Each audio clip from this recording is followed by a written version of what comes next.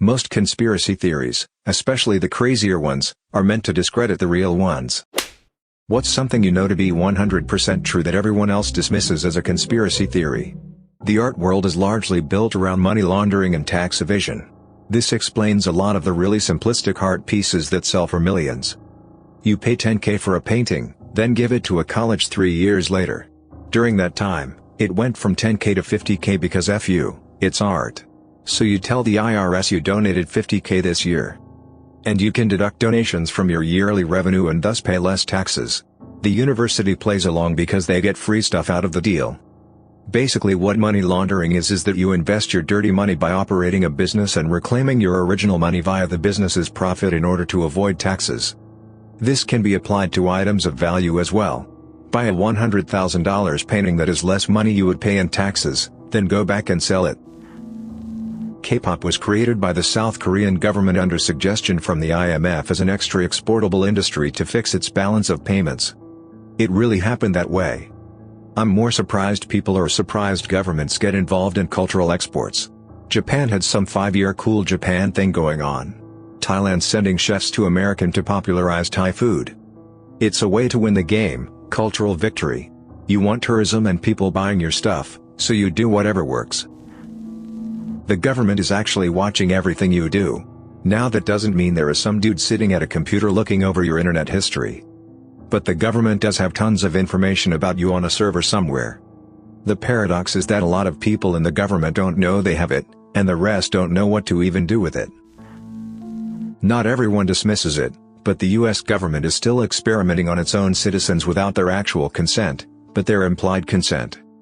Fun fact, they legally can do this to anybody in the military, and did so to a group of Marines testing gas masks against mustard gas or some other chemical weapon under the guise of preparing for Iraqi chemical weapons. Now on the surface this doesn't seem so bad, it makes sense. However, the guys suffered varying degrees of damage, and the doctors who treated them were, according to a few whistleblowers, ordered to remain silent, mostly due to the fact the doctors noticed that the injuries were not those of mustard gas, but a different chemical weapon. This happened in 2002 or 2003 I think, and a handful of the men died, with many more passing away a year or two later. I wish I currently had the source I got this from, but it's long since disappeared. Michael Jordan's first retirement was an unofficial suspension for betting on basketball. Not to forget the other part of the theory, that James Jordan was murdered due to his son's gambling debts. Not saying I necessarily believe it, but there's that part as well.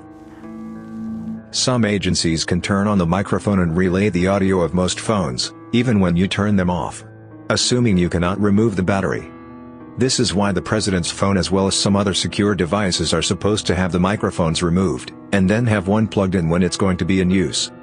Previous presidents have begrudgingly accepted this practice. When retail employees go check in the back, they're actually just checking their social media for 5 minutes. If I tell you that we are out but you insist that I go check, I'll take a glance around and then stand around for a while, because hey, I know we're out. If I were to say that we're probably out, and offer to go look for you, then I'll definitely move boxes and check, and you'll maybe get lucky. Comes down to when we get shipments, how often something's requested, and how friendly you are about it. Flood insurance rates are a cycle to churn properties for big banks. We're in the very beginning of the bank accumulating property phase now. It goes like this. Flood insurance is cheap. Waterfront, flood zone, property values go up. Current stage of the cycle, flood insurance rates start to creep up. They're currently going up 25% a year until they reach their true rate. Meaning, they'll keep getting risen until the banks get what they want. Starting to see this. People sell their flood zone properties because they become unaffordable. I.e. you have a rental property that's clearing $250 per month, then your flood insurance goes up $100 per month, and it's going up next year, and the year after that. People will start selling, this hurts property values. This is where the banks clean up. Property prices drop so low that people can't afford to sell, so they have to short sell or sell for a loss. If they can sell at all, otherwise the bank forecloses. The bottom falls out of the market and prices plummet because insurance rates are too high. The banks accumulate thousands and thousands of these undervalued properties. Now, the banks have to sell these things. If only there was a way to sell these properties. Oh yeah, let's reduce flood insurance rates and give the market a boost. This is where the cycle repeats. A couple things to note: the big giant million-dollar homes aren't really affected by this. The owners are usually wealthy enough to afford their flood insurance rates, or own the house outright and don't need to carry insurance. The banks and the government are basically the same entity in this circumstance. A lot of houses in flood zones are huge neighborhoods that just happen to be low-lying, and can be miles away from waterfront. So, poor neighborhoods get hit the hardest by this. There's a cabal of very wealthy and influential psychopaths who control a good chunk of world politics. New members are introduced to, or encouraged by their own peers to partake in, pedophilia. They end up doing that not just because they may be bored with their lives or enjoy hurting children, but also because this team-building exercise in the guise of underage sex parties allows their friends to get compromising material on them. It is an initiation ritual aimed at building trust between everybody involved. If, almost, every member of the cabal has dirt on everybody else, then they surely won't rat each other out.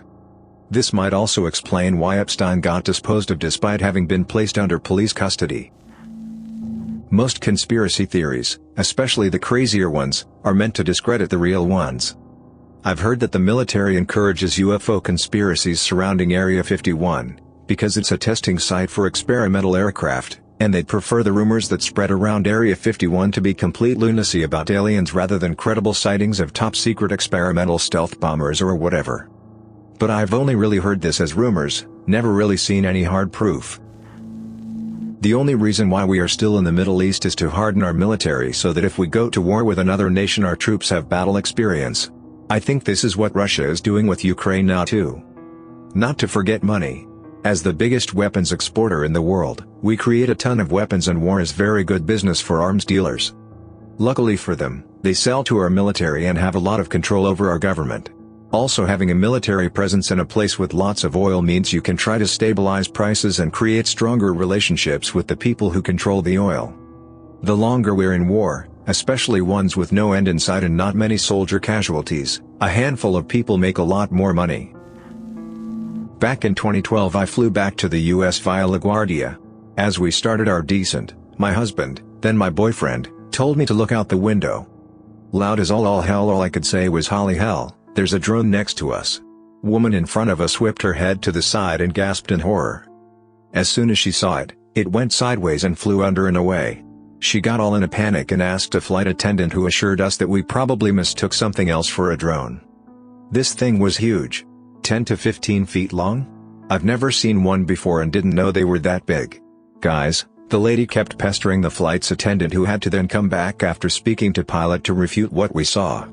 She kept saying that the military does not fly their drones this close to commercial flights. No one believed us.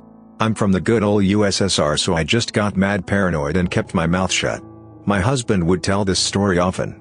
Friends sent articles confirming the pilot's take on things. And then around the reality winter time whistleblower releases, 2018, I ran across an article where the DoD admitted to have been doing this for ages while denying it to the public. At one point I felt like I imagined the whole thing. I mean, it was so surreal to see this drone feet away from our plane. It really shook me when it happened. I had nightmares for a while. That Disney owns an adult film industry, they just don't affiliate their names with it. I've told this to many people and look at me in horror like I just killed their child. I don't have a sinus source on this. This came up in a finance class years ago, and looking at it from a business perspective is not something to be amazed of. We're running out of antibiotics.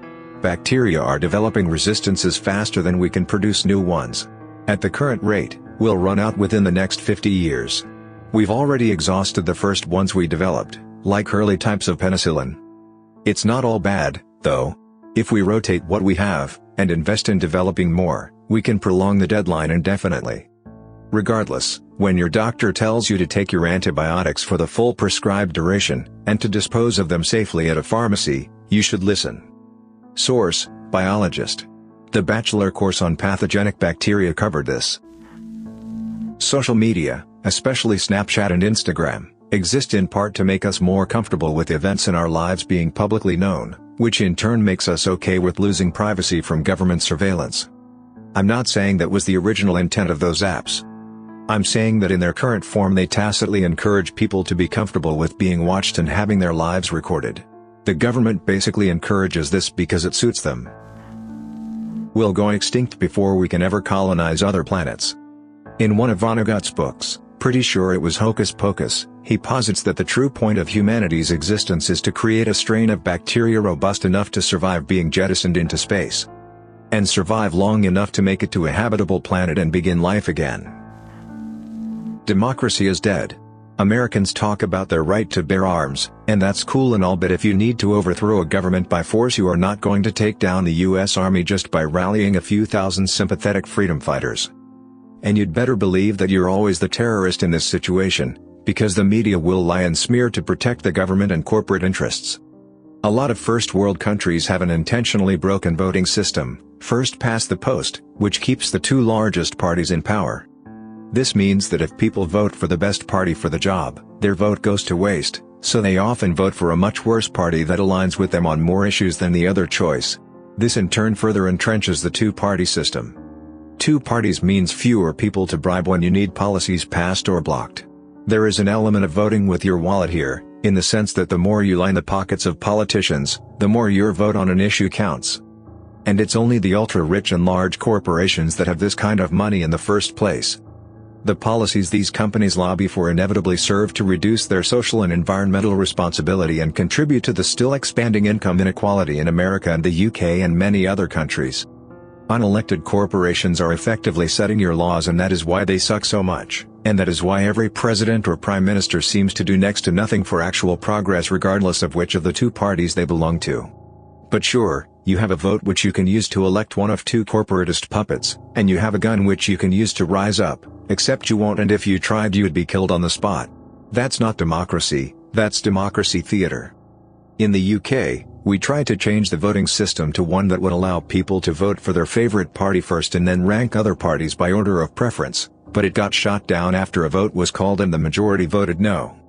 It seemed like all it took to convince most people to vote no, was for the media to say, "Don't do it, it will just end up voting the Lib Dems in."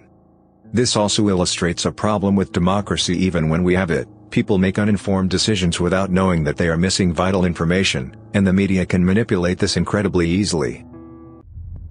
Thanks for listening to Radio TTS.